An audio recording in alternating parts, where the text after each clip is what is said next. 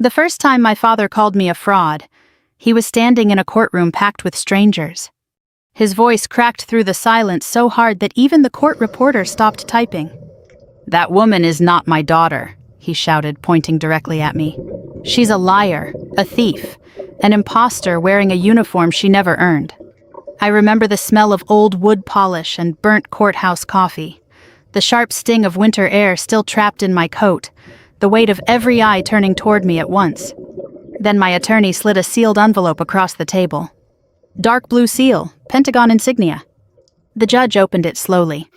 "Read one line." Then another. And suddenly the entire room changed. He removed his glasses carefully and said in a voice so quiet it became terrifying, "Everyone in this courtroom will stand up, right now." My father's face lost all color. And for the first time in my life, I watched him become afraid of me. I was born in a town where men like my father were treated like monuments. Cedar Hollow, Virginia wasn't large enough for secrets to stay buried, but it was small enough for pride to live forever. My father, Thomas Bennett, had spent 23 years as a military police officer before retiring with a ruined knee and a personality sharp enough to cut through steel. People respected him because he spoke like a man who'd survived something important. Maybe he had. But by the time I came along, whatever softness he once possessed had already dried up. Especially toward women. "Girls need stability," he used to say while watching my older brother Jake throw footballs in the yard. "Men need purpose." I was 8 years old the first time I understood I would never be enough for him. Jake crashed Dad's truck into a mailbox when he was 16. Dad laughed about it for years. I got a B+ in chemistry once. Dad didn't speak to me for 3 days. My mother, Eleanor, tried to balance the house the way people hold together cracked glass with trembling fingers. She was warm where he was cold, gentle where he was rigid. She used to sneak into my room late at night and brush my hair behind my ear while I pretended to sleep. "You don't have to become hard to survive him," she whispered once. I didn't understand what she meant back then. I do now. By 17, I had already decided I was leaving Cedar Hollow, not for college, not for marriage, for the military. The day the acceptance letter from the United States Military Academy arrived, my hands shook so badly I could barely open it. My mother cried before I even finished reading. "Oh my God," she whispered, covering her mouth. "Claire." But my father barely looked up from his dinner. "You'll wash out in 6 months." The room went silent. My mother stared at him. "Tom." "No," he interrupted, calmly cutting into his steak. "She's stubborn, not strong. There's a difference." I remember sitting there in that tiny dining room with yellow wallpaper peeling near the ceiling, trying not to let him see how badly his words hurt me. Outside the window, summer rain tapped softly against the glass. Jake smirked into his mashed potatoes. And somehow that hurt even more. At West Point, I learned quickly that pain could become fuel if you let it. I learned how to run until my lungs burned raw, how to function on 4 hours of sleep, how to keep moving while men twice my size waited for me to fail. Some of them wanted me gone before I even opened my mouth. But there's a strange thing that happens when you spend enough time underestimated. You stop fearing people. During training exercises in the mountains, I watched grown men collapse from exhaustion while I kept climbing. Not because I was stronger, because I'd spent my entire childhood learning how to survive emotional cold. Physical pain felt simpler. Cleaner. When I graduated, my mother drove 9 hours just to see me receive my commission. My father never came. He claimed he had better things to do. Years later, I would learn he spent that weekend drinking with friends at a fishing cabin. Still, I served. Germany first, then Kuwait. Then assignments nobody in my family fully understood because I wasn't allowed to explain them. I missed birthdays, holidays, funerals, relationships that could have become marriages. Meanwhile, Jake drifted from one disaster to another. Failed business. DUI. Gambling debt. Every time he crashed, my father caught him before he hit the ground. "That's my son," Dad always said. As if those 3 words explained everything. The older I became, the more my father seemed to resent me. Not openly at first, quietly, like a man bothered by something he couldn't control.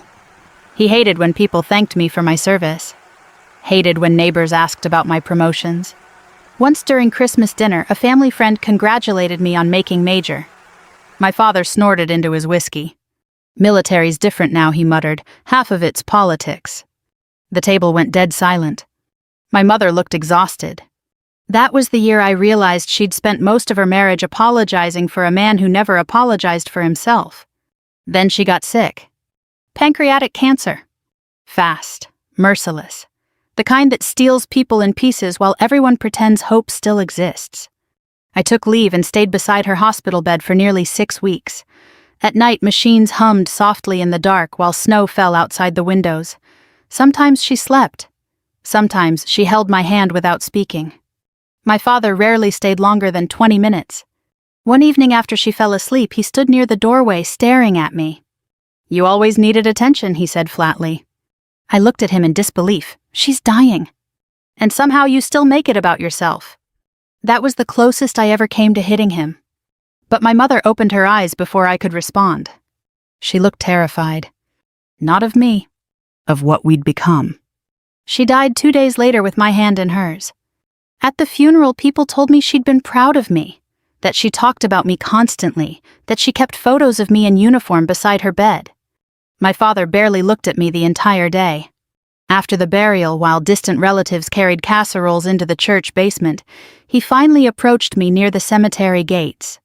Cold wind moved through the dead grass between us. "You stopped being my daughter," he said quietly, "the moment you chose that uniform over this family." I stared at him for several seconds, certain I must have heard wrong. Then he walked away. Just like that. 3 weeks later, I received the court summons. I was standing in my kitchen in Arlington when I opened it. Rain hammered against the windows while my coffee grew cold beside the sink. I read the first page once, then twice, then a third time because my brain refused to accept the words. Thomas Bennett was suing me for my mother's house, her savings, and nearly every asset she'd left behind. But it was the final sentence that hollowed out my chest. Claim filed under disputed paternity. According to my father, I wasn't his daughter at all. I didn't sleep the night I received the lawsuit. I sat alone in my kitchen while rain slid down the windows in silver streaks, the papers spread across the table like evidence from someone else's life. Every few minutes I reread the same sentence, hoping it would somehow rearrange itself into something less cruel. Disputed paternity. My father wasn't just trying to take my mother's estate. He was trying to erase me from the family completely.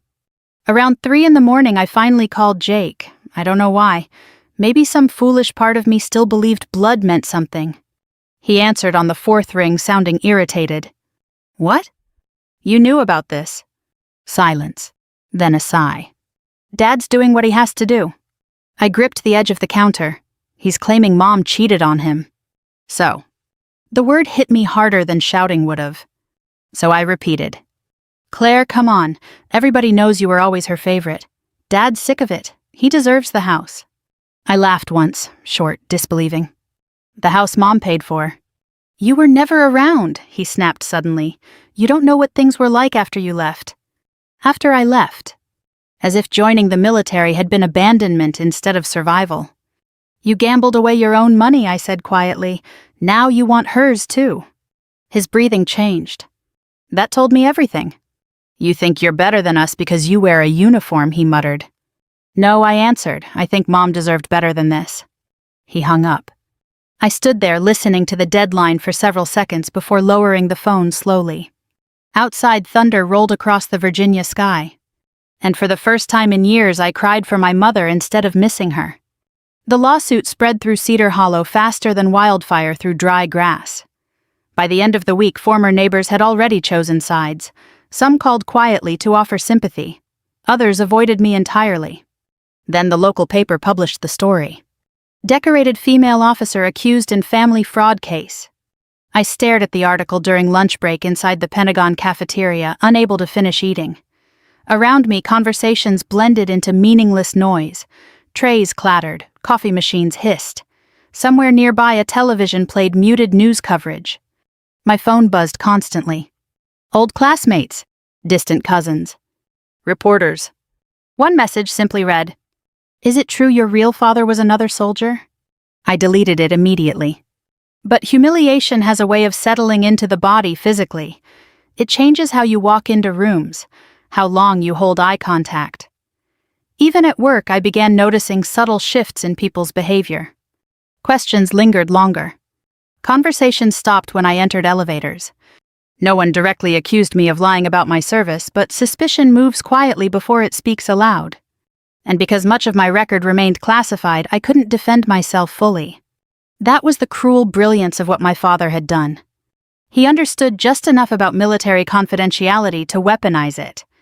3 days later, I drove back to Cedar Hollow to meet with the attorney recommended by an old colonel friend of mine. Her office sat above a hardware store on Main Street. The brass plaque outside the stairwell read, "Evelyn Brooks, Attorney at Law." Inside smelled like old books and peppermint tea.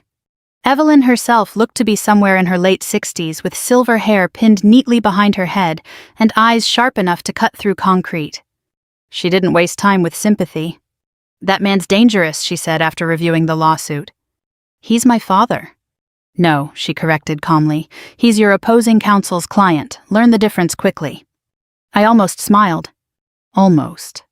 For 2 hours, she reviewed documents while I explained family history piece by piece. Occasionally, she'd pause to underline something or scribble notes into the margins. Finally, she leaned back in her chair. "Your father's story has holes." "What kind of holes?"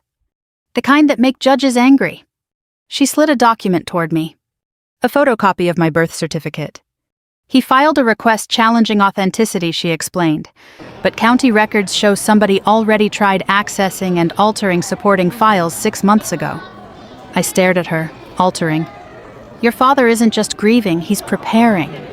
A cold heaviness settled into my stomach. Evelyn removed her glasses slowly. "Tell me about your military record." "There's not much I can discuss." "I know." Her voice softened slightly. "But if this reaches federal territory, surprises can destroy cases." I hesitated. For years, secrecy had become instinct. Some assignments remained classified even now. Entire portions of my service record existed behind walls ordinary civilians would never see. "I served overseas," I said carefully. "That part I know." "There were operations attached to diplomatic security." Her expression changed slightly. "What kind of operations?" "The kind nobody acknowledges publicly." Silence stretched between us. Outside the office window, I could hear a train horn somewhere in the distance. Evelyn folded her hands together. "Claire, is there anything protected under federal seal that could affect your identity or service verification?"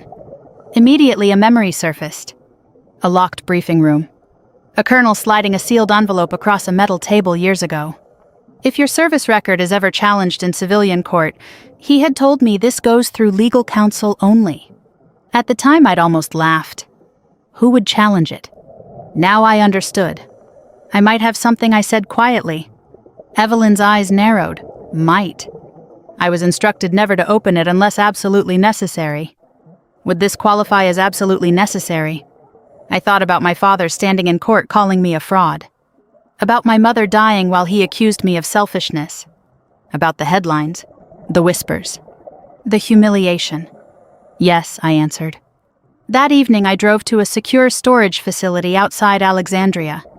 The sky hung low and gray above the highway, heavy with incoming snow. Traffic lights reflected across wet pavement like broken ribbons of color. The storage locker itself was small, metal walls, fluorescent lighting, cold enough to see my breath. At the very back sat an old military footlocker covered in scratches from deployments overseas. For a moment I simply stared at it. So many years of my life lived inside silence. I unlocked it carefully. Inside were photographs, commendations, old uniforms, and beneath them a flat black document case. My pulse quickened immediately. The seal was still intact. Dark blue wax embossed with the Department of Defense insignia. Across the front stamped in red. Authorized only by federal order. My fingers hovered over it without touching. Suddenly, the room felt much smaller. I remembered the night I received it, the colonel's expression, the warning in his voice.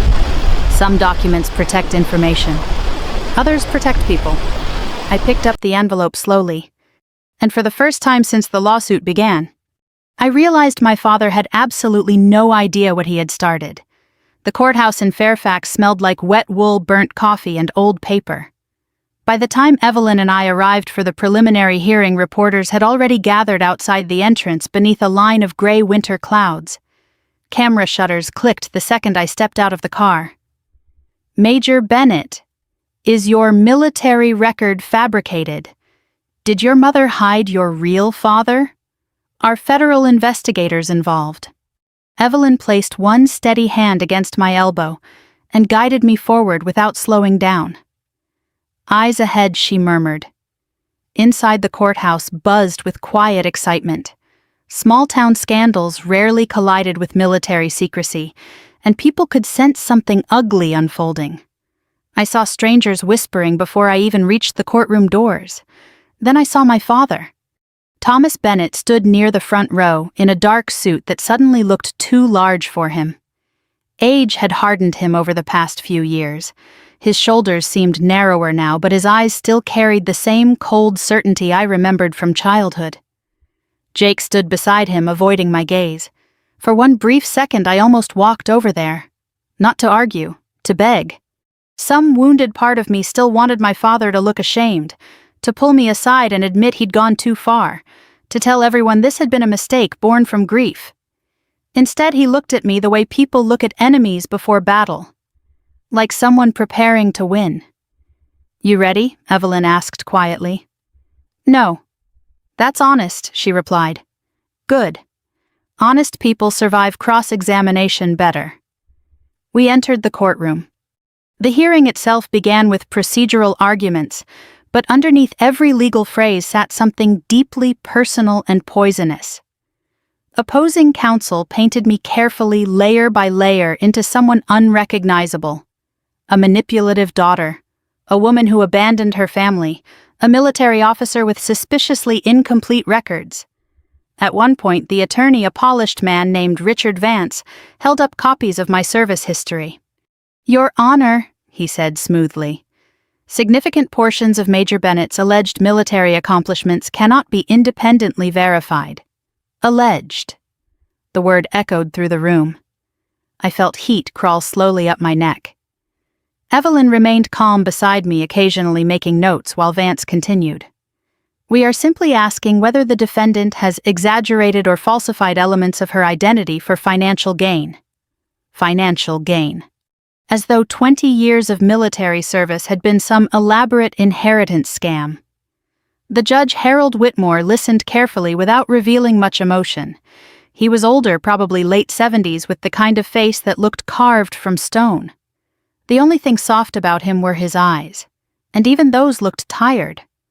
When court recessed for lunch, I escaped into the hallway near the vending machines, needing air that didn't feel poisoned by accusation. That's where my father found me. "You should settle," he said. I turned slowly. "What, you heard me?" He spoke quietly, almost casually, as if discussing weather instead of dismantling my life. "Give Jake the house. Walk away clean." I stared at him in disbelief. "You're doing all this for money, for family. You accused Mom of cheating on you." His jaw tightened. "That woman poisoned this family against me for years." The way he said "that woman" instead of "your mother" made something inside me finally crack. "She loved you," I whispered. "No," he snapped. "She pitied me." For a moment I saw it. Not anger, humiliation. The deep, rotten kind men carry when they spend their lives fearing they were never respected in the first place. My father leaned closer. "You think those medals made you important?" he asked quietly. "You're still just a girl who ran away." I should have responded. Instead, I noticed his hands trembling, not from age, from desperation. And suddenly I understood something terrifying. This lawsuit wasn't only about greed. It was about punishment. He needed to destroy me because my existence reminded him of everything he failed to become. Back inside the courtroom, Evelyn began dismantling pieces of the case methodically. She presented banking records showing Jake's debts, mortgage documents proving my mother paid for most of the family home herself, evidence that my father had attempted to access restricted county files months before filing suit. The judge's expression darkened gradually. Then Vance made a mistake. We intend to call witnesses who can testify the defendant frequently exaggerated military accomplishments impossible to verify. Evelyn stood immediately. Impossible for whom Vance hesitated. She walked slowly toward the evidence table. Your Honor, opposing counsel continues implying absence of public records equals absence of service. Because there are no complete records available, Vance replied sharply. Evelyn turned toward him fully, or because some records are protected. The room became still. Vance scoffed lightly. Protected from a probate court. Evelyn didn't answer right away. Instead, she looked toward me. That look said one thing clearly. Now. My pulse began pounding hard enough to hurt. Slowly, I reached into my briefcase and removed the sealed black document case. The moment it touched the table, Evelyn's expression changed. Even she hadn't expected it to look so official. Several people leaned forward in the gallery. Vance frowned. What exactly is that Evelyn ignored him? Your Honor, she said carefully, the defense requests permission to submit sealed federal documentation regarding Major Claire Bennett's protected service record. My father laughed under his breath. Oh, this ought to be good. The judge extended his hand. Evelyn carried the envelope forward herself. When Judge Whitmore saw the Pentagon seal, his posture shifted immediately. Not dramatically, but enough. Enough for every person in that courtroom to feel it. He inspected the red authorization stamp for several long seconds before carefully breaking the seal. Paper crackled softly. The courtroom had become so quiet I could hear someone coughing in the hallway outside. The judge read the first page, then the second. His face changed completely. Not confusion, recognition. He removed his glasses slowly and reread one paragraph again. My father shifted impatiently. Your Honor. No response. Judge Whitmore continued reading. Vance finally stood. Your Honor, if there's an issue with admissibility, sit down. The words came out sharper than anyone expected. Even Evelyn blinked. The judge looked directly at me then. Really looked at me for the first time since proceedings began. And suddenly something in his expression resembled respect. My father frowned. What the hell is this? Judge Whitmore folded the documents carefully. Then he placed both hands flat on the bench. Mr. Bennett, he said quietly, you will not speak again unless instructed. The room froze. My father actually laughed once in disbelief. I'm sorry. The judge looked toward the bailiff. Then, in a voice that carried through every corner of that courtroom, he said, everyone in this courtroom will stand up immediately. Chairs scraped backward. Confused murmurs spread everywhere. Beside me, Evelyn exhaled slowly without speaking. Across the aisle, my father's face had gone completely pale. And for the first time since this nightmare began, I realized the truth was finally entering the room. Nobody moved at first. Not completely. People hesitated halfway out of their chairs, exchanging confused glances, while the courtroom filled with the dry scrape of wood against tile. Even the reporters looked uncertain whether they were witnessing a legal procedure or the beginning of something far bigger. Judge Whitmore remained standing behind the bench, one hand resting on the sealed Pentagon documents. Bailiff, he said calmly, closed the courtroom doors. The heavy doors shut with a deep metallic thud. My father looked around nervously. What is this supposed to mean? The judge ignored him. Then he looked directly at me.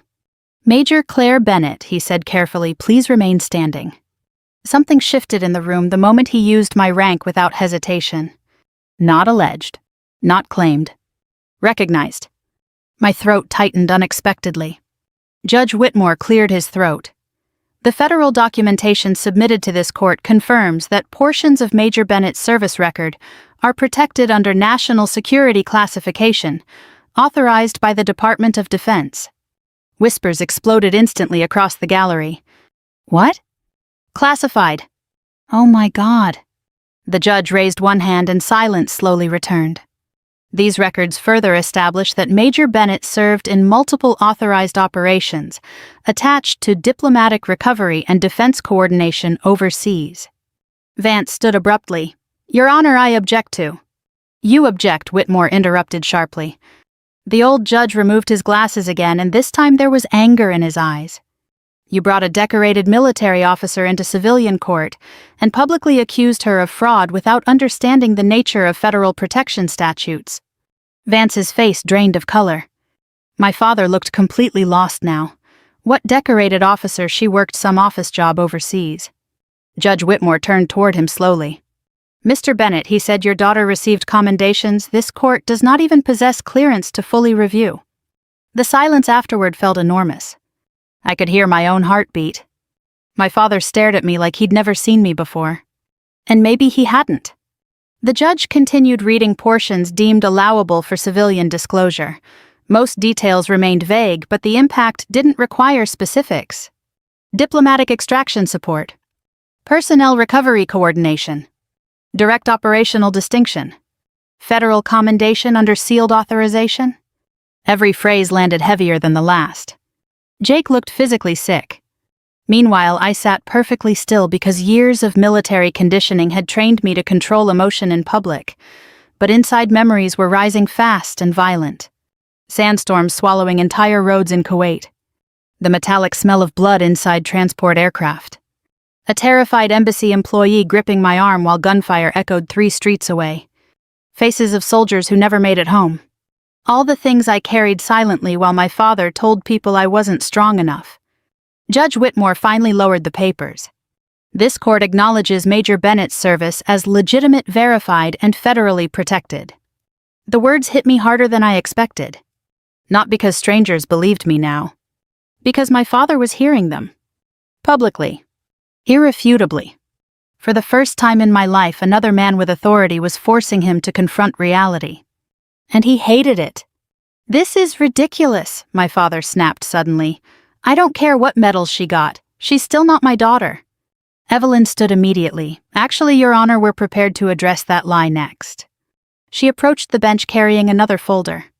Thicker. Older. This documentation was recovered through county archive subpoena requests, she explained. It concerns a legal filing made by Mr. Thomas Bennett 22 years ago. My father's entire body stiffened. I noticed it instantly. Evelyn opened the folder carefully. In 2004, Mr. Bennett privately filed documents attempting to surrender partial parental financial responsibility during a period of significant personal debt. The courtroom murmured again. Jake whispered, Dad. Shut up, my father hissed. Judge Whitmore reviewed the papers slowly. Then his expression darkened. These records explicitly identify Claire Bennett as your biological child. My father's mouth opened slightly. No words came out. Evelyn continued with surgical calm.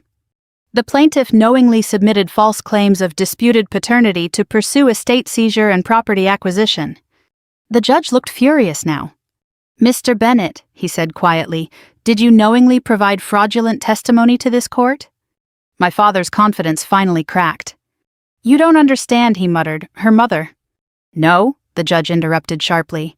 You don't understand the seriousness of what you've done.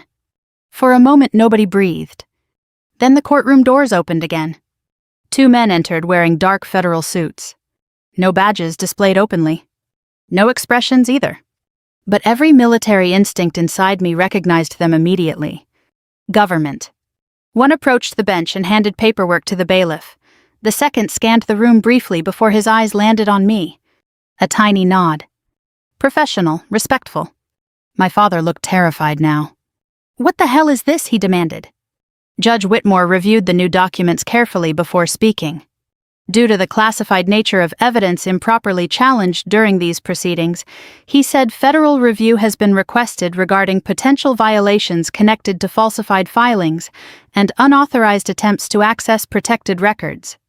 My father turned toward Vance in panic. You said this was just probate court. Vance looked ready to faint. Because suddenly this wasn't about inheritance anymore. It was about federal misconduct. Jake stood halfway from his seat. Dad, what did you do? I didn't do anything. But his voice sounded thin now, frightened. Old. I watched him unravel in real time. And the strangest part, I didn't feel victorious. I felt tired. So unbelievably tired. Years of trying to earn love from a man incapable of giving it had exhausted something deep inside me long before this courtroom ever existed. Judge Whitmore finally turned toward me. "Major Bennett," he said more gently, "this court owes you an apology." I swallowed hard. "You don't owe me anything, Your Honor." "Yes," he replied quietly, "I believe we do." The sincerity in his voice nearly broke me. Because respect from strangers should never feel more healing than love from family. But sometimes it does. My father suddenly pointed at me again, though now his hand visibly shook. "She turned everybody against me," he said weakly. "Eleanor always chose her over her own family." I stood slowly before Evelyn could stop me. The courtroom became still again. For years I'd imagined confronting him, screaming, accusing, demanding answers for every wound he left behind. But when the moment finally arrived, I found myself strangely calm. "You know what the saddest part is," I said quietly. My father stared at me. "You still think this is about winning?" His eyes flickered. "You spent your entire life trying to make me feel small enough for you to feel strong." My voice remained steady. "And even now, after everything, you still can't admit the truth. Claire, you didn't lose your daughter today." The words landed softly, but they cut deeper than shouting ever could. "You lost her years ago." My father looked at me as though he'd been struck. And for the first time in my entire life, he had absolutely nothing left to say. The court dismissed proceedings just after 4 in the afternoon. By then, the reporters outside had multiplied. News vans lined the street beneath freezing rain, while courthouse staff rushed through side entrances trying to avoid cameras. Somebody had already leaked enough details for headlines to spread online. Decorated officer cleared in shocking courtroom reversal. Federal documents dismantle fraud claims. I should have felt relieved. Instead, I felt hollow. Evelyn and I exited through a private hallway arranged by courthouse security. The fluorescent lights buzzed softly overhead as we walked in silence. Finally, she stopped beside the elevator. "You did well in there." I gave a tired laugh. I felt like I was going to pass out. "That's called being human." The elevator doors opened. Before stepping inside, I looked at her carefully. "Why did you take my case?" Evelyn smiled faintly. "My husband served in Vietnam," she said. "Spent 40 years pretending certain memories didn't hurt him." Her eyes softened. "I recognize honorable people when I meet them." The doors closed between us before I could answer.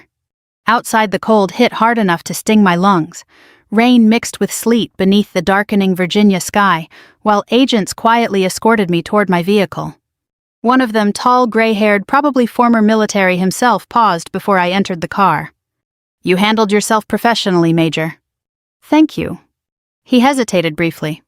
"For what it's worth," he added, "people know what you did overseas, even if they can't say it publicly." Then he walked away.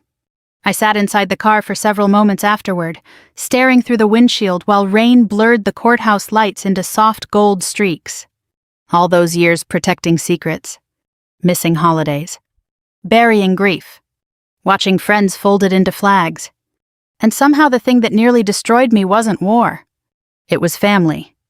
3 weeks later, the judge formally dismissed every claim filed by my father. Not partially. Completely. The ruling included harsh language regarding fraudulent testimony and intentional deception. Federal investigators continued reviewing the forged record requests connected to the case, though Evelyn warned me those outcomes might remain confidential. Jake disappeared almost immediately after the hearings ended. Rumor said he fled to Florida to avoid debt collectors. My father stayed in Cedar Hollow. Alone. People in town treated him differently after the trial. Respect built over decades vanished faster than anyone expected. Turns out communities admire proud men only until they publicly destroy their own daughters. Especially military daughters. I returned to my mother's house in early spring. The property sat at the edge of town where maple trees lined the road in uneven rows. When I unlocked the front door for the first time since the funeral, the smell hit me instantly. Lavender. Old books. Coffee grounds. Home. Dust floated through golden afternoon sunlight, while silence settled gently around me. For several minutes I simply stood there listening to the quiet. No accusations. No tension. No waiting for someone to criticize the way I breathed. I walked room to room slowly. The kitchen curtains my mother loved still hung beside the sink. Her reading glasses remained folded neatly near the living room lamp. A knitted blanket rested across the couch exactly where she'd left it before the hospital. Grief returned differently this time. Softer. Less violent. Like missing someone instead of drowning in them. Late that evening, while sorting through boxes in the attic, I found a small cedar chest tucked beneath old winter coats. Inside were photographs, birthday cards, and several sealed envelopes with my name written across them in my mother's handwriting. My chest tightened immediately. Hands trembling slightly, I opened the first letter. Claire, if you're reading this, then I'm probably gone, and knowing your father things may already be difficult. I had to stop reading for a moment. Outside rain tapped gently against the attic windows. I continued slowly. Your father was not always cruel, but somewhere along the way life turned his disappointments into bitterness. And bitterness is a hungry thing. It consumes everyone nearby. But never mistake his inability to love properly as proof that you were hard to love. Tears blurred the page. I wiped them away quickly and kept reading. He feared your strength because he spent his whole life doubting his own. I never did. I pressed the letter against my chest and cried harder than I had during the trial. Because after months of being called a liar, a fraud, and imposter, my mother's words finally brought me home to myself. That summer I renovated the house instead of selling it. Not completely. I kept the creaking floors she loved, the blue kitchen tiles, the garden out back where she used to grow tomatoes every spring. But I changed enough to make the house mine too. I painted the walls lighter, opened the windows more often, let sunlight reach places grief had darkened for years. With part of my savings, I also started a small scholarship fund for daughters of military families in Virginia, young women pursuing service academies, or ROTC programs.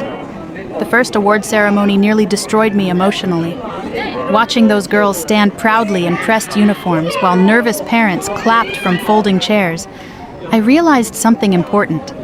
Cycles end when somebody chooses not to continue them. My father taught me silence. My mother taught me endurance. But I wanted to leave behind something better than survival. Then one October evening he came to the house. I saw him through the front window before he knocked. Older now. Smaller somehow. The confident posture he carried my entire childhood had collapsed inward over the past months.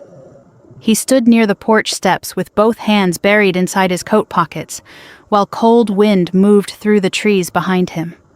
I opened the door but stayed inside. For several seconds neither of us spoke. Finally he cleared his throat. Claire. His voice sounded fragile. Almost unfamiliar. I heard about the scholarship. I waited quietly. He looked past me into the house. Your mother would have liked it. The words hurt more than anger. Because for the first time he sounded sincere. But sincerity arrives too late sometimes. I came to say, he swallowed hard. I made mistakes. I studied his face carefully. The man standing on my porch was no longer terrifying. Just lonely. And that was sadder. My mother gave me this home, I said softly. You gave me every reason to survive. His eyes filled slightly. I think he wanted forgiveness. But forgiveness and access are not the same thing. After a long silence, he nodded once and stepped backward off the porch. Then he walked away slowly into the falling leaves. I never saw him again. Sometimes people ask whether winning the case felt satisfying. The truth. Justice isn't the same as peace. The courtroom gave me back my name. But walking away from my father, finally walking away without needing his approval, that's what healed me. And if this story touched you in some way, I'd love to hear where you're watching from tonight. Leave a comment below and tell me, have you ever had to choose between protecting your peace and protecting your family's image? Stories like this remind us we're not alone. And if you enjoy real stories about strength, betrayal, survival, and second chances, subscribe and stay with us for the next journey. The moment my daughter raised her hand in family court, my husband stopped blinking. That's the first thing I remember. Not the judge, not the lawyers, not even the sound of the rain hammering against the courthouse windows outside. Just Ethan. frozen beside the defense table with one hand still resting on Lily's shoulder, like he could physically hold the situation together if he pressed hard enough. My daughter's voice trembled when she spoke. "Your Honor, I need to tell you something before you decide." The courtroom went completely still. Lily looked down at the tablet in her lap, then toward my attorney. "Not me. My attorney." And suddenly, for the first time in months, fear appeared in Ethan's face instead of mine. Real fear. The kind that arrives when someone realizes the truth survived longer than they planned. Lily swallowed hard. "I already let Ms. Harper hear it," she whispered. "Because I thought maybe Mommy was going to disappear if I didn't." Ethan stood up so fast his chair scraped violently across the floor. "Lily," he snapped instinctively. The judge's expression hardened immediately. "Sit down, Mr. Bennett." But it was already too late. Because for the first time in nearly a year, my daughter wasn't looking at me like she was afraid I might break. She was looking at her father like she finally understood who had been breaking us all along. The first time I realized my marriage was in trouble, Ethan was folding laundry. That sounds ridiculous now considering how everything ended, but that's the truth. Not screaming, not cheating, not some dramatic betrayal. Laundry. It was late October, cold enough outside that the kitchen windows fogged near the edges. I had returned from Fort Liberty after a 12-day field training exercise running on caffeine protein bars and maybe 8 total hours of sleep. Lily was upstairs doing homework.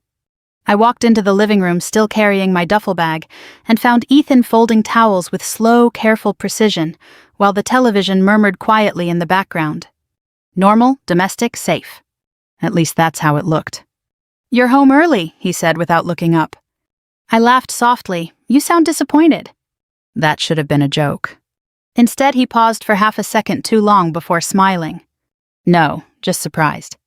Something about that pause stayed with me all night. Not because it was hostile. Because it was empty. Like he'd already started living emotionally separate from me and forgot to pretend for a moment. At 41 years old, I understood tension. I understood danger. I understood how quickly situations could turn unstable. The Army teaches you that. You learn to read rooms before people speak. You learn how exhaustion changes behavior. You learn that silence can mean more than yelling if you pay close enough attention. I had spent 20 years in uniform most recently as a major overseeing logistics operations and personnel coordination. Before that came Afghanistan. Before that came years of deployments, relocations, funerals, ceremonies, and long stretches of learning how to survive without comfort. The military had taught me discipline. But discipline becomes complicated inside marriage, especially when the person hurting you never raises their voice. Ethan used to admire my career. Back when we first met, he loved introducing me as the toughest woman in North Carolina. He used to brag about my promotions to strangers at cookouts. But admiration changes once sacrifice starts affecting daily life, especially for men raised to believe they should be the emotional center of a household. Ethan never said that directly. His family didn't need to. They communicated disappointment the way wealthy suburban families often do in America, through concern. His mother, Patricia, mastered it perfectly. "Oh, Claire, you must be exhausted. Lily misses you terribly when you're away." I don't know how military mothers do it. Always polite, always smiling. Never openly cruel. That made it worse. You can defend yourself against insults. Concern is harder to fight because objecting to it makes you sound guilty. And Patricia understood that instinctively. The older Lily became, the more Patricia inserted herself into our lives. School pickups, dance recitals, weekend visits. At first I appreciated the help. Military schedules are brutal, and Ethan traveled often for work too. But gradually I noticed something changing. Whenever I came home from training, Lily seemed tense for the first hour or two, watching me carefully, like she was trying to measure my mood before relaxing. One evening, while helping her with math homework, she suddenly asked, "Mom, do loud noises still bother you from Afghanistan?" I looked up slowly. "Why would you ask that?" She shrugged too quickly, "Just wondering." Another time. "Mom, do soldiers ever get angry and not mean to?" The question hit me harder. I remember setting my coffee cup down very carefully before answering. Everybody gets angry sometimes, but soldiers are trained to control themselves. Lily nodded, but she didn't look reassured. That night I lay awake much longer than usual, staring at the ceiling fan turning above our bed. Beside me, Ethan slept peacefully. Or pretended to. The problem with emotional manipulation is that it rarely arrives dramatically. It accumulates quietly. One suggestion at a time, one worried conversation, one carefully planted idea. Especially around children. Especially around children who love both parents and desperately want to trust both. A month later, I found the first real crack. I had come home early from base after a canceled meeting. Ethan didn't hear me enter the house because he was in the kitchen speaking softly with Patricia. "You can't keep living like this," Patricia murmured. Ethan exhaled heavily. "I know. She's never really here emotionally anymore." I stopped in the hallway. There was no anger in Patricia's voice. That was the frightening part. Only certainty. "I don't think Claire even realizes how cold she's become," she continued gently. Cold. That word lodged itself under my skin. I stepped into the kitchen before I could stop myself. Patricia immediately smiled. "Oh, you're home early." Ethan turned too fast. A flicker of surprise crossed his face before disappearing. Nobody mentioned what I'd overheard. That became another pattern. Conversations stopping when I entered rooms, lowered voices, careful glances. Not enough to confront directly, just enough to make me feel isolated inside my own home. And the terrifying part was how often I started questioning myself afterward. Was I distant? Maybe. Military life trains you to compartmentalize emotion. You learn to function while exhausted. You learn how to keep moving while grieving. Sometimes that discipline follows you home. But cold. Number. I loved my daughter with a force so intense it frightened me sometimes. Everything I endured, deployments, missed holidays, endless pressure I endured, believing I was building stability for her future. I told myself that constantly whenever guilt started creeping in. Soldiers panic in private, I reminded myself. In public they breathe and continue. Then came the yellow envelope. It arrived on a Thursday afternoon while Lily was upstairs practicing piano. I almost ignored it because I assumed it was insurance paperwork. Instead, I found custody filings.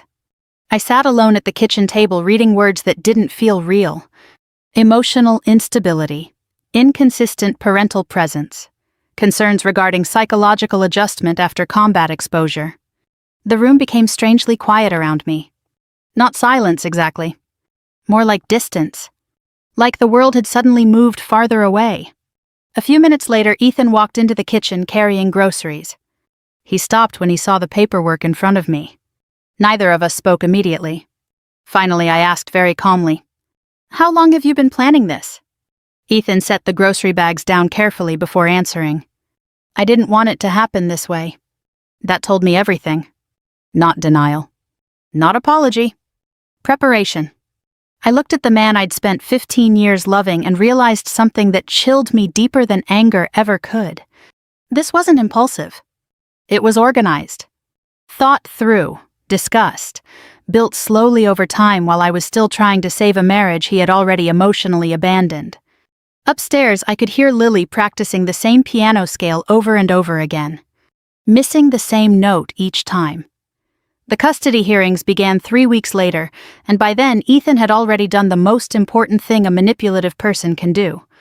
He had made everyone feel sorry for him. Not dramatically. Subtly. Carefully. The exhausted husband trying to hold the family together. The father worried about emotional stability at home. The man quietly carrying burdens while his military wife remained consumed by duty.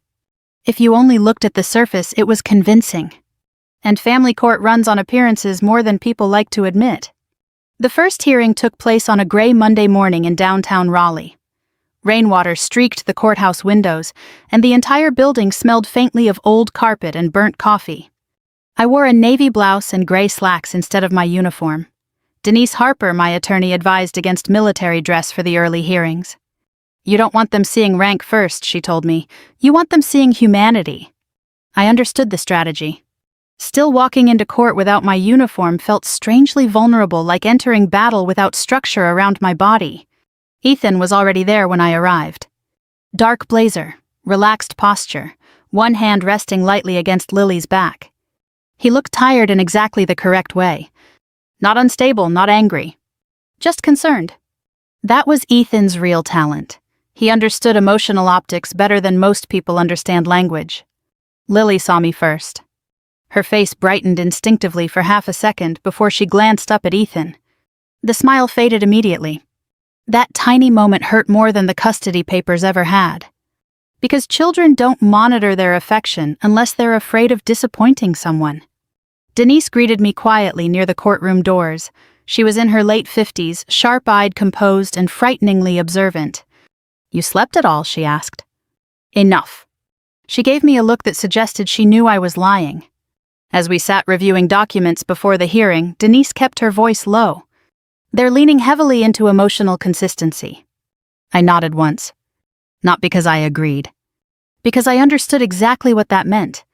I wasn't being compared against abusive mothers or negligent parents. I was being compared against softness. And softness is a difficult standard for military women. Especially in conservative family courtrooms, where people still unconsciously expect mothers to radiate warmth every second they exist. The hearing itself moved slowly. Painfully slowly.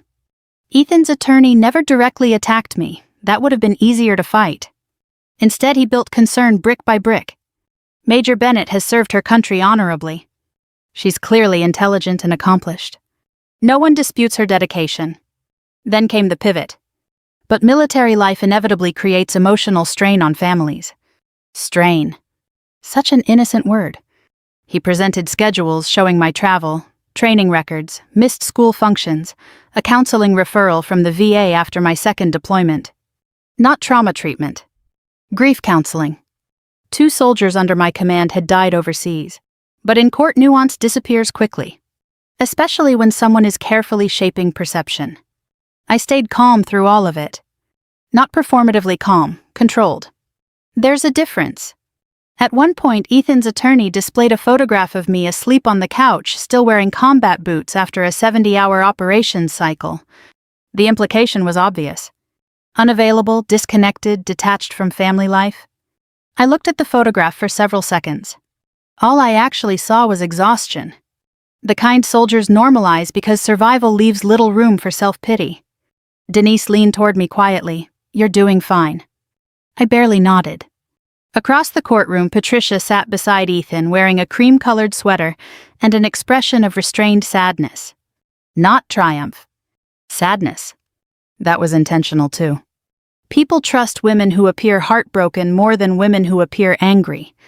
When Patricia took the stand, she spoke gently enough to make the courtroom lean closer. "Claire is a remarkable woman," she began. I almost smiled. That sentence always meant danger with Patricia. "She's brave, disciplined, accomplished." Patricia folded her hands carefully. "But Lily needs emotional steadiness. And lately, I worry she feels lonely." Lonely. Again, not accusation. Concern. That was Patricia's weapon of choice. "I've seen Lily become anxious whenever there's tension in the house," she continued softly. Denise stood for cross-examination. "Mrs. Bennett," she asked calmly, "how often do you visit your son's home?" "Oh, not too often." Denise glanced at her notes. Would 3 to 4 times weekly sound accurate? Patricia hesitated slightly. "Around that?" "And during those visits, have you discussed Claire's military service with Lily?" "Only positively." That answer was polished enough to sound rehearsed. Denise noticed too. "Have you ever suggested Claire struggles emotionally because of combat deployment?" Patricia gave the faintest wounded smile. "Of course not." Not directly, I thought. That was always the trick. Nothing explicit, nothing provable. Just years of implication carefully planted like seeds. After Patricia came Sophia. Not Ethan's sister, not family. Sophia Warren worked in real estate and had been orbiting Ethan's social circle for over a year. I'd met her twice at neighborhood gatherings. Blonde hair, measured smile, immaculate composure. Too composed, honestly.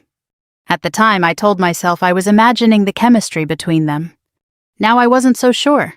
Sophia testified only briefly, but her role was obvious to reinforce Ethan's image. "He adores Lily," she said softly. "He talks about her constantly." Denise asked, "And how often are you around the Bennett family?" Sophia smiled politely, only socially. Another careful answer. Everything about Ethan's side felt polished, curated, as if they'd rehearsed emotional tone more than factual accuracy. By the second hearing, I began noticing something even worse. I was starting to second-guess my own reactions. That's what prolonged emotional manipulation does. It shifts your internal compass little by little until you begin examining perfectly normal emotions like evidence. One night after court, I sat alone in my car outside the house for nearly 15 minutes before going inside. My hands rested against the steering wheel while rain tapped softly across the windshield. I remembered something an older female colonel once told me years earlier during deployment. Women in command survive by controlling visible emotion, but eventually people forget we're human underneath. At the time, I thought she sounded bitter. Now I understood she sounded tired. Inside the house, Ethan was helping Lily with homework at the dining room table. Warm lighting, soft music, domestic peace. It looked almost beautiful. Then Lily glanced up and saw me standing in the doorway. Her body stiffened instantly. Not because she feared me, because she feared conflict. And that realization nearly destroyed me. Later that night, Lily knocked quietly on my bedroom door carrying her blanket. "Can I sit with you for a minute?" "Always." She climbed beside me silently, chewing the sleeve of her sweatshirt the way she did whenever anxiety overwhelmed her. I wrapped an arm around her shoulders carefully. For several minutes, neither of us spoke. Then she whispered, "Mom." "Yeah, baby." If someone says things over and over, can it make you confused about what's true? Every muscle in my body tightened. I kept my voice gentle. "What do you mean?" She stared down at her hands. "Nothing." But it wasn't nothing. I could feel it.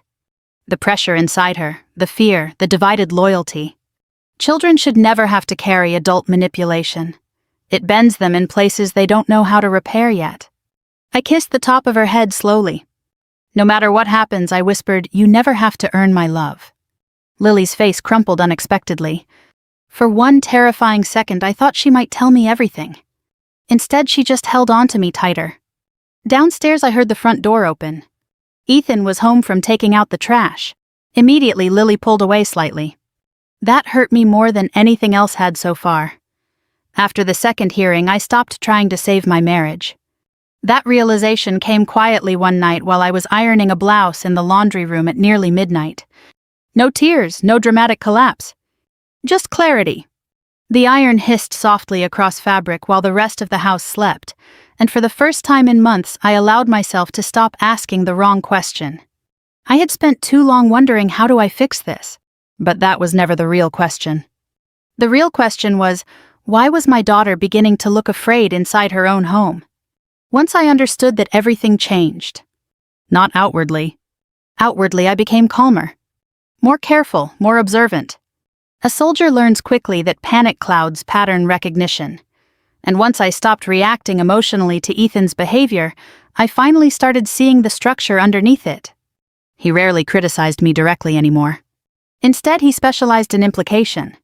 One evening, Lily accidentally spilled orange juice across the kitchen counter while I was helping her study spelling words. Before I could even grab a towel, Ethan stepped forward gently. "It's okay," he said softly to Lily. "Mom's had a stressful day." The sentence sounded harmless. Compassionate even. But Lily immediately looked at me nervously instead of simply cleaning the spill. That was the damage. Not fear of punishment. Fear of emotional unpredictability. And Ethan planted that fear constantly in ways subtle enough to deny later. Another time I came downstairs after a nightmare not uncommon after years of military service, and found Ethan sitting in the dark living room. "You okay?" he asked quietly.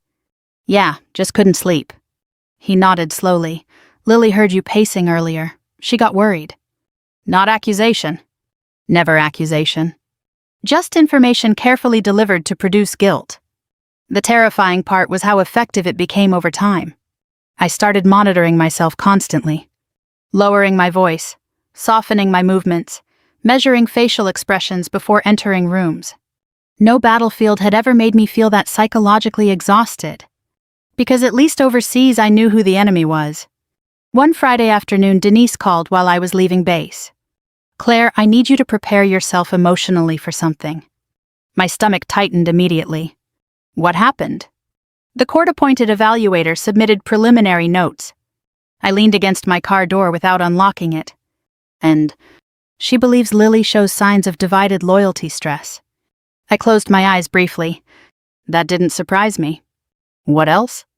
Denise hesitated.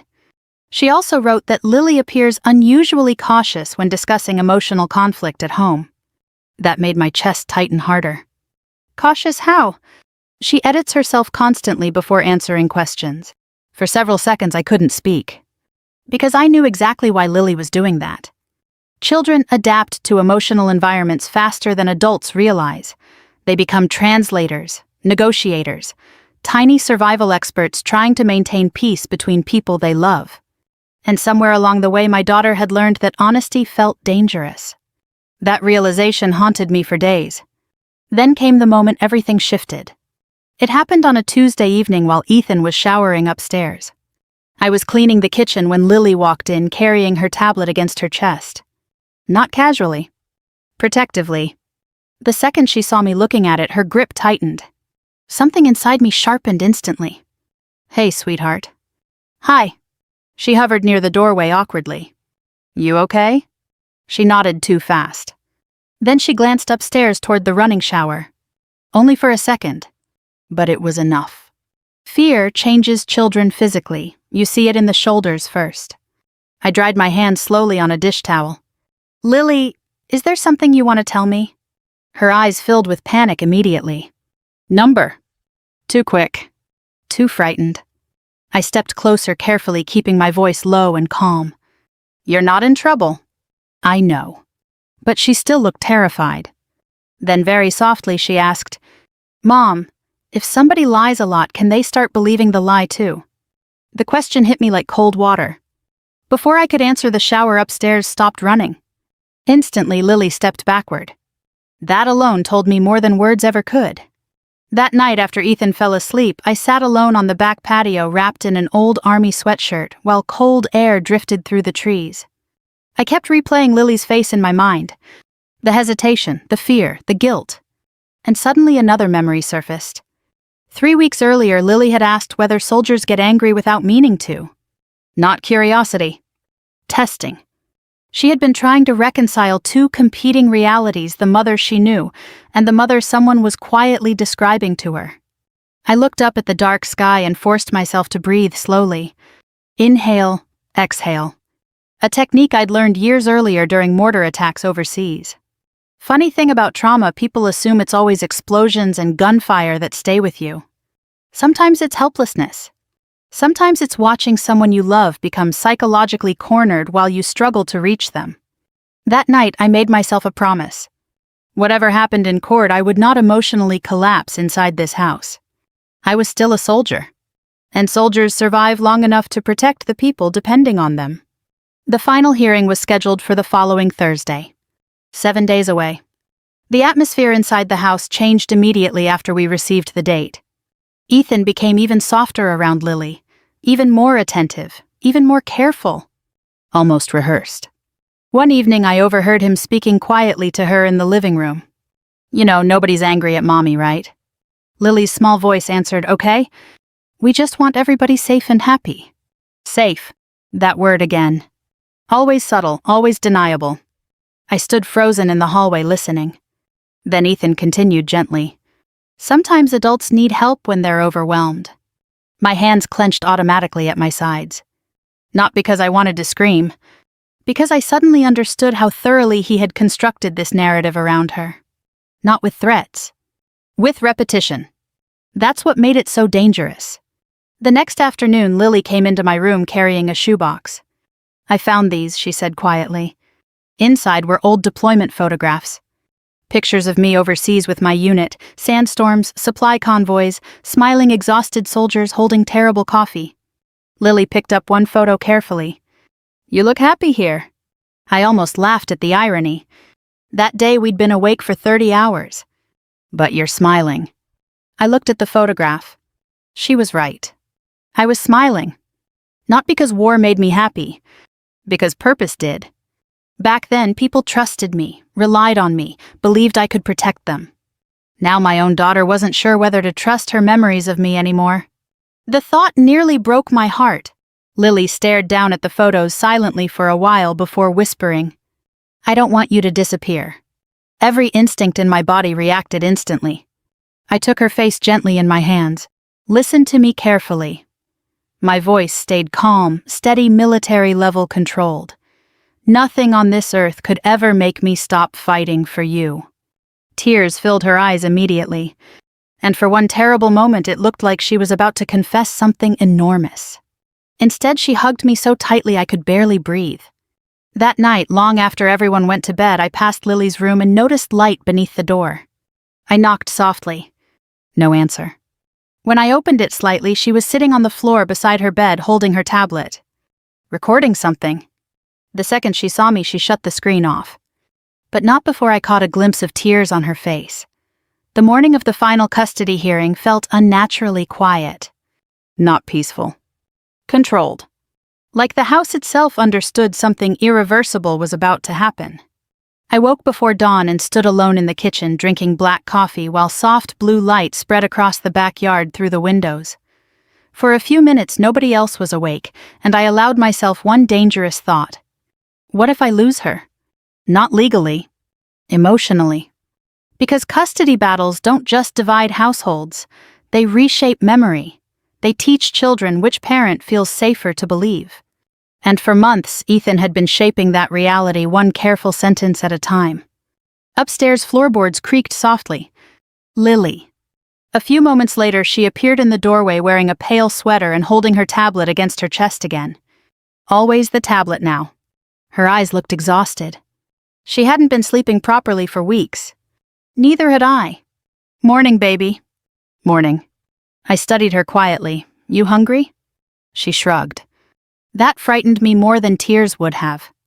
Children stop feeling hunger when anxiety grows too large.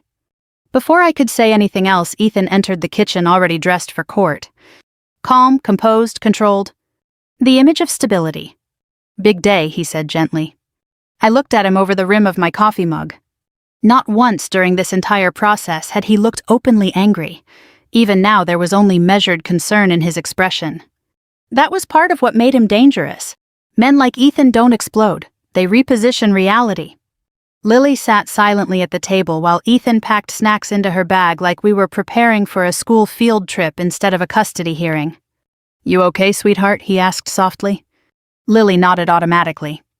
Then she glanced at me. Only for a second. But something in her face looked different this morning. Not fear. Decision. The courthouse looked colder than I remembered. Gray stone, gray skies, rain threatening again. Denise met us outside security carrying 2 thick folders under one arm. "You holding up?" she asked quietly. "I've had worse mornings." That earned the smallest smile from her. Military answer. Occupational hazard. But Denise's expression turned serious again almost immediately. "The judge is leaning toward primary residential placement with Ethan unless something changes significantly today." I nodded once. I appreciated honesty. Even painful honesty. Inside the courtroom, the atmosphere felt heavier than previous hearings, more final, more exhausted. Patricia sat in the second row beside Sophia wearing dark navy instead of her usual soft colors. Interesting choice, less grandmotherly, more formal. Sophia avoided looking at me altogether. Ethan sat beside his attorney reviewing paperwork calmly, while Lily remained unusually quiet near him. Then the hearing began. The first hour passed exactly how I feared it would. Measured, clinical, devastating. The evaluator testified that Lily displayed chronic emotional tension related to parental conflict. Ethan's attorney emphasized consistency, school stability, and my demanding military responsibilities. Nobody accused me of abuse anymore. That would have been easier to survive. Instead, they framed me as emotionally unreachable. A good soldier, a difficult mother. At one point, the judge looked directly at me and asked, "Major Bennett, do you believe your military career has affected your ability to emotionally connect with your daughter?" The courtroom went completely silent. I answered honestly, "I believe military service changes people, but loving my daughter has never required less feeling from me. If anything, it required more." The judge nodded thoughtfully, but I couldn't read her expression. Family court judges become experts at hiding emotion. Across the room, Ethan lowered his eyes slightly, like my answer saddened him. Always performing. Then came his testimony. He spoke carefully about peace, about stability, about wanting Lily to grow up without emotional uncertainty. Everything sounded reasonable. That was the terrifying part. Manipulative people rarely sound monstrous in public. They sound compassionate. Near the end of his testimony, Ethan glanced briefly toward Lily. "I've tried very hard to protect my daughter from adult stress," he said quietly. That almost broke me. Because Lily had been carrying more adult stress than either of us should have allowed. Denise cross-examined carefully. "Mr. Bennett," she asked, "have you ever discussed Major Bennett's emotional state with Lily directly? Only in reassuring ways?" "Meaning?" Ethan folded his hands together calmly. "Children notice tension. I simply tried to help Lily feel safe." Safe. Again. Always that word. Denise studied him for a long moment. Then she asked quietly, "Would you describe yourself as an honest man, Mr. Bennett?" "Yes." No hesitation. No visible fear. For one brief moment I wondered whether maybe we really were going to lose. Then I noticed movement beside him. Lily. Her fingers tightened around the edge of her tablet so hard her knuckles turned white. Denise noticed too. The judge continued reviewing notes while Ethan answered another question from his attorney. Then suddenly Lily raised her hand. A tiny movement. But it stopped the entire room. The judge blinked in surprise. "Yes, sweetheart?" Lily's breathing became shaky immediately. Ethan turned toward her too fast. "Lily," he said quietly, warning hidden beneath gentleness. My stomach dropped. Because I recognized that tone. Not anger. Control. The same careful pressure he'd been using for months. Lily swallowed hard. "There's something important," she whispered. The judge softened slightly. "What is it?" Lily looked toward Denise instead of me. That detail would stay with me forever. Not because it hurt. Because it meant my daughter had been carrying this alone long enough to seek out another safe adult first. Her voice trembled harder now. "A few days ago, I let Ms. Harper listen to something from my tablet." The entire courtroom shifted. Ethan's face changed instantly. Not dramatically. Subtly. But after months of studying him, I saw it immediately. Fear. Real fear. His attorney turned toward him sharply. Denise stood slowly. "Your Honor," she said carefully with the court's permission, "I believe this directly concerns the credibility of testimony presented throughout these proceedings." Ethan stood up immediately. "This is inappropriate." The judge's voice cut through the room like glass. "Sit down, Mr. Bennett." For the first time since this nightmare began, Ethan looked uncertain. Not angry, not wounded. Cornered. Lily's eyes filled with tears. "I didn't know what to do," she whispered. "I thought if I told anybody, Daddy would stop loving me." Something inside my chest cracked wide open. Denise connected her phone to the courtroom audio system while the clerk assisted quietly. The room had become completely still now except for rain tapping faintly against the windows. Then the recording began. At first, only muffled voices. Kitchen sounds, dishes, movement. Then Ethan's voice became clear. "Once custody is settled, everything else can finally move forward." Patricia answered softly. "You've sacrificed enough years already." My blood ran cold. Another voice entered. "Sophia." Quiet, nervous. "What about Lily?" Then Ethan laughed softly. Not cruelly. Casually. "That's why we need the court convinced Claire's emotionally unstable first." The courtroom froze. No one moved. No one breathed. Then Lily's tiny recorded voice cut through the audio. "But Mommy's not scary." A long silence followed in the recording. Then Ethan answered gently. "Sweetheart, sometimes people hide parts of themselves." Back in the courtroom, Lily began crying openly. "I knew he was lying," she whispered through tears. "I just didn't know how to stop it anymore." Across the room, Patricia looked physically ill. Sophia stared down at the floor. "And Ethan?" Ethan finally looked exactly like what he was. Not a concerned father. A man who had underestimated the conscience of his own child. The silence after the recording ended felt heavier than any explosion I had ever survived overseas. No one in the courtroom moved. The rain continued tapping softly against the windows, but inside that room the air itself seemed frozen in place around Ethan. For months he had controlled every narrative, every expression, every implication.